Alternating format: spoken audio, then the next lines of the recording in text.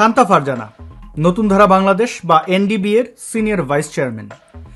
বহুদিন ধরেই সামাজিক যোগাযোগের মাধ্যমে তাকে মৌলবাদ জুলাই সন্ত্রাসীদের বিরুদ্ধে কথা বলতে দেখা গেছে। তিনি নানান সময়ে এই মব সন্ত্রাসীদের সমালোচনা করেছেন, ফলে যা হবার তাই হয়েছে। অর্থাৎ এই নারীর উপরে গত 1 আগস্ট জুলাই সন্ত্রাসী জামাত শিবির হামলা চালিয়েছে, তার কার্যালয়ে ভাঙচুর চালিয়েছে। জামাত শিবির রাজাকার এরা কেমন আপনারা তো জানেন। 1971-এর মহান মুক্তিযুদ্ধে এরা আমাদের মা বোনদের গায়ে হাত দিয়েছিল।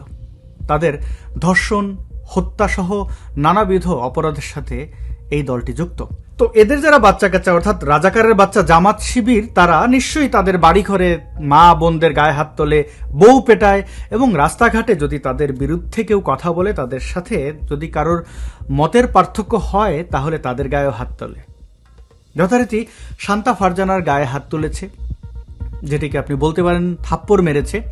এবং থাপ্পড় মারা ব্যক্তিটি দেখতে পাচ্ছেন জামাত শিবির রাজাকারের শিরোমণি সেই চুম্মা আমিরের সাথে বসা, নাম তার আনাম আয়াস।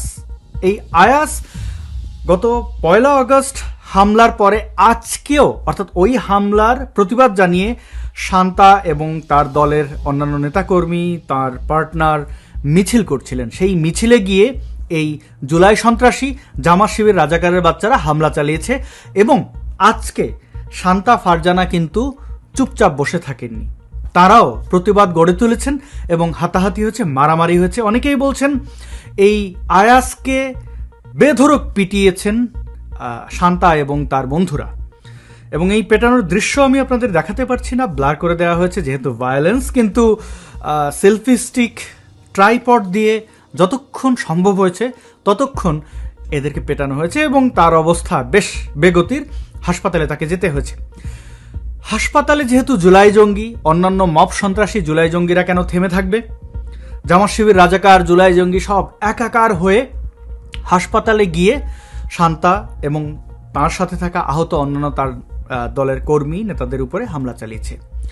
বাংলাদেশে হাসপাতালে ঢুকে, সরকারি হাসপাতালে ঢুকে এইরকম ন্যাক্কারজনক ঘটনা আমি অন্ততপক্ষে আগে কখনোই দেখিনি।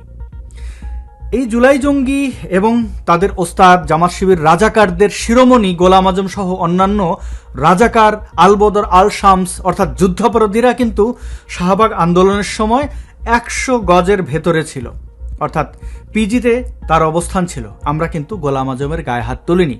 আমরা চাইলে তার একটা লোমও অবশিষ্ট রাখতাম না, শরীরের কোনো অংশ কেউ খুঁজে পেত না। কারণ আপনারা জানেন লাখো মানুষের সমাবেশ ঘটেছিল শাহবাগ আন্দোলনে।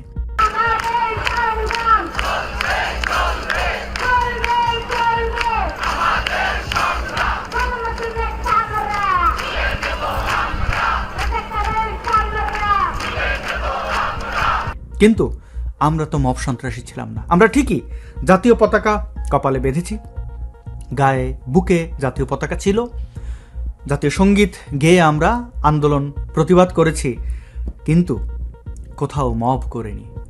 আমাদের সেই শাহবাগ আন্দোলন 2013-র গণজাগরণ মঞ্চকে এই জুলাই জঙ্গিরা 2024-এ এসে কপি পেস্ট করেছে। তারা ঠিকই আমাদের দেখা থেকে জাতীয় সঙ্গীত, জাতীয় পতাকা ধারণ করেছে, কিন্তু মনে মগজে ছিল রাজাকারী।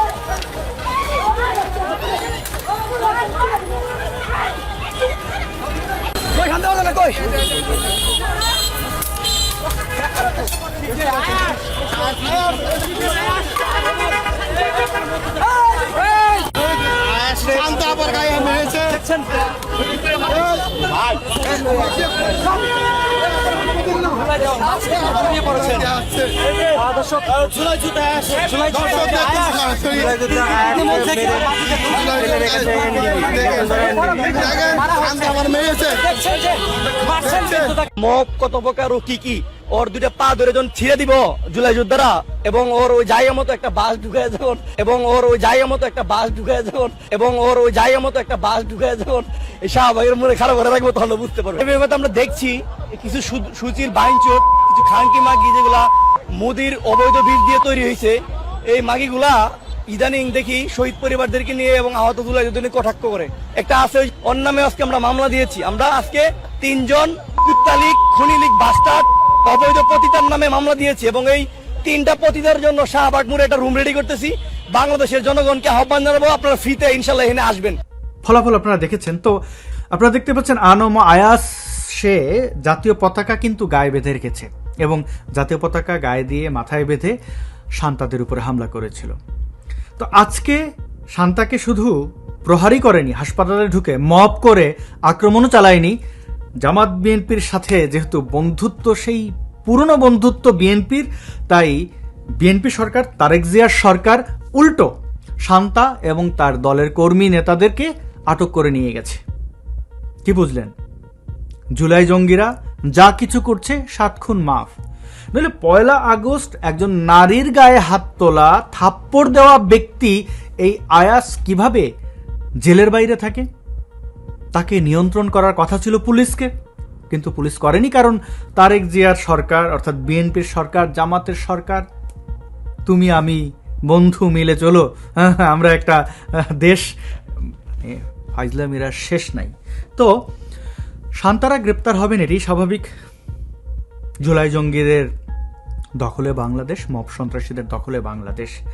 এখন আপনি হয়তো ভাবছেন যে আমার ঘরে গ্যাস নেই, বিদ্যুৎ নেই, বিদ্যুৎ বিল 2 গুণ 3 গুণ, তারেক জিয়া সরকার আসলো, আগের স্বৈরাচারের সরকার বিদায় হয়েছে, এখন তো অনেক ভালো থাকবো। ভালো থাকছেন?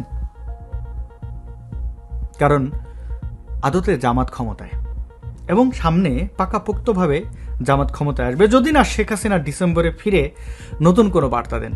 এই ভিডিওটি আপনারা যখন দেখছেন তখন নিশ্চয়ই শেখ হাসিনা দিল্লিতে প্রেস কনফারেন্স করেছেন, তার দলের নেতাকর্মীদের সাথে এই প্রথম প্রকাশ্যে তিনি একটি আয়োজন করেছেন, সেখানে তিনি বক্তব্য রাখছেন বা রেখে ফেলেছেন ইতিমধ্যে। তো তিনি নিশ্চয়ই ফিরবেন ডিসেম্বরে, এবং ফেরার পরে বাংলাদেশে রাজনৈতিক যে প্রেক্ষাপট সেটা কতটা বদলাবে আমরা অপেক্ষা করব। কিন্তু প্রতিনিয়ত যেভাবে অশ্লীল এবং অরাজকতা দেখছি, বিরোধী দল যদি জামাত থাকে বা ক্ষমতায় জামাত থাকে, বাংলাদেশের অবস্থা কি হবে তা তো আপনারা ইউনূসের আমলে দেখেছেন। অনেক ধন্যবাদ ভিডিওটি শেষ পর্যন্ত দেখার জন্য। এই দেশকে ভালোবাসুন, দেশের মানুষের অধিকার নিয়ে যারা সচেতন তাদের পাশে থাকুন। আমি শান্তা ফারজানা সহ তাঁর দলের নেতাকর্মীর মুক্তি চাই। তাদেরকে আওয়ামী লীগ, ভারত কি সব ট্যাগ দিয়ে যে প্রহার যারা করেছে তাদের গ্রেপ্তার করা হোক।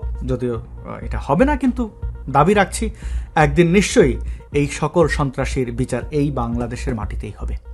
ভালো থাকুন, আজকের মতো এখানেই বিদায় চাইছি।